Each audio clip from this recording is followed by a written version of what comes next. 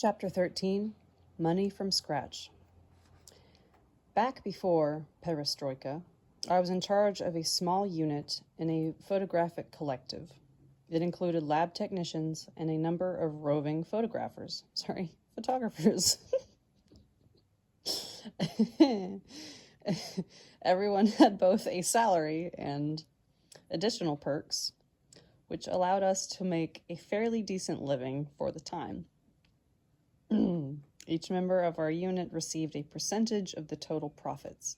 Naturally, we wanted more, but for that we had to find more clients. I managed to hit upon a solution. Anyone who wishes is free to copy it, even today. One day while I was traveling on a highway in my humpbacked Zaporozhets, footnote, a popular and relatively inexpensive car manufactured during the Soviet period of the Ukrainian city of Zaporozhye. I'm not going to read the rest of the footnote.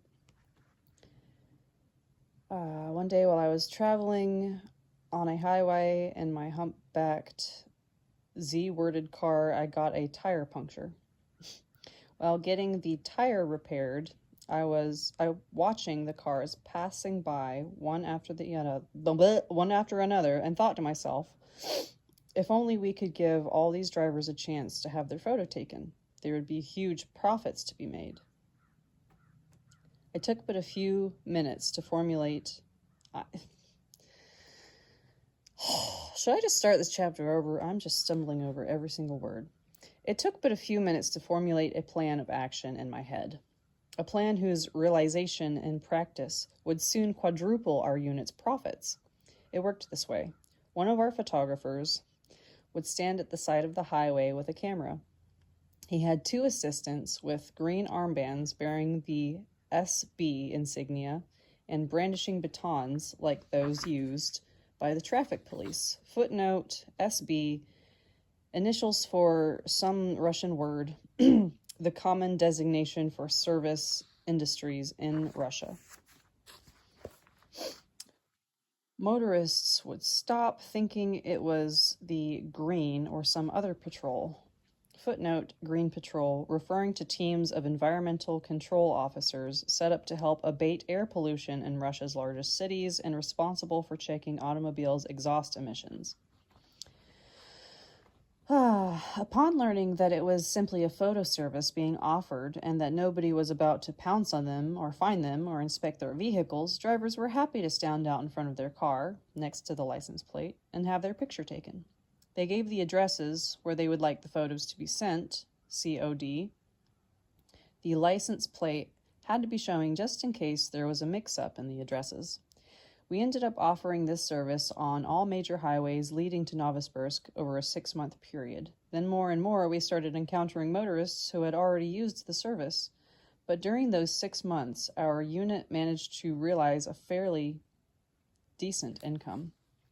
Later I thought of starting a photo campaign to take pictures of residential houses, adding postcard phrases like, I live here, home sweet home, etc.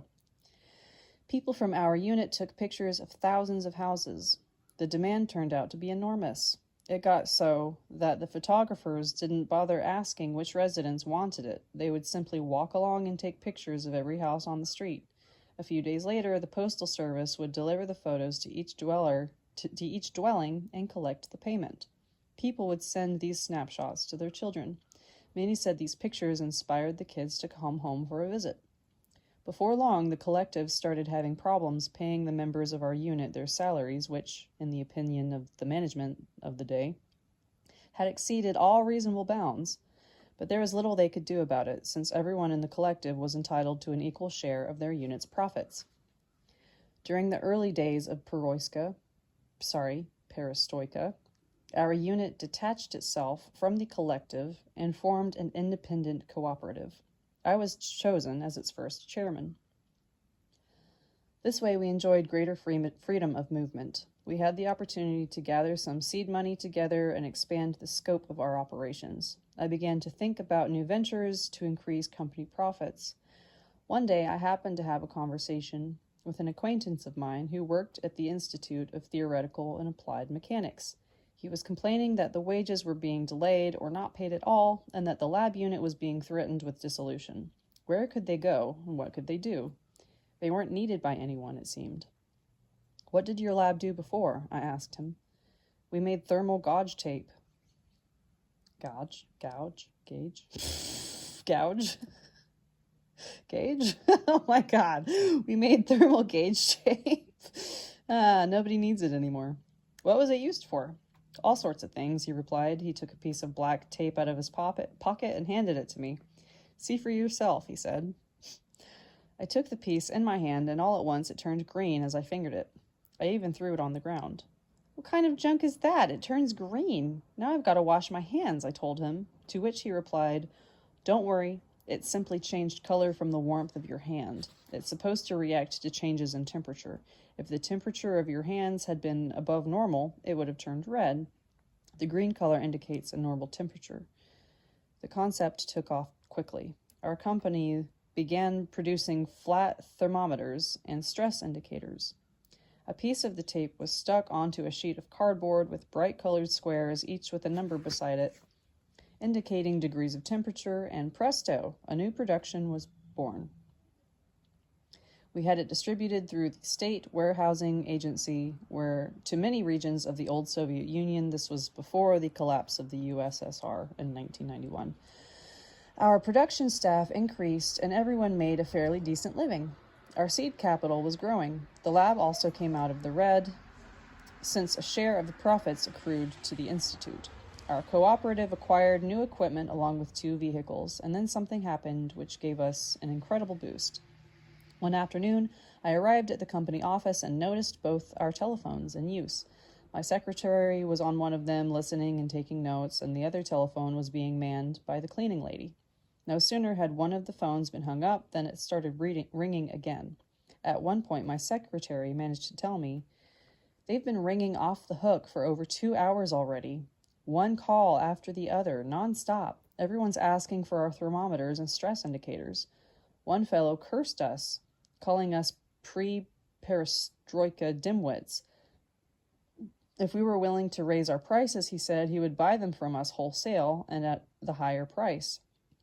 They're all placing bulk orders. They're even ready to give us advance deposits.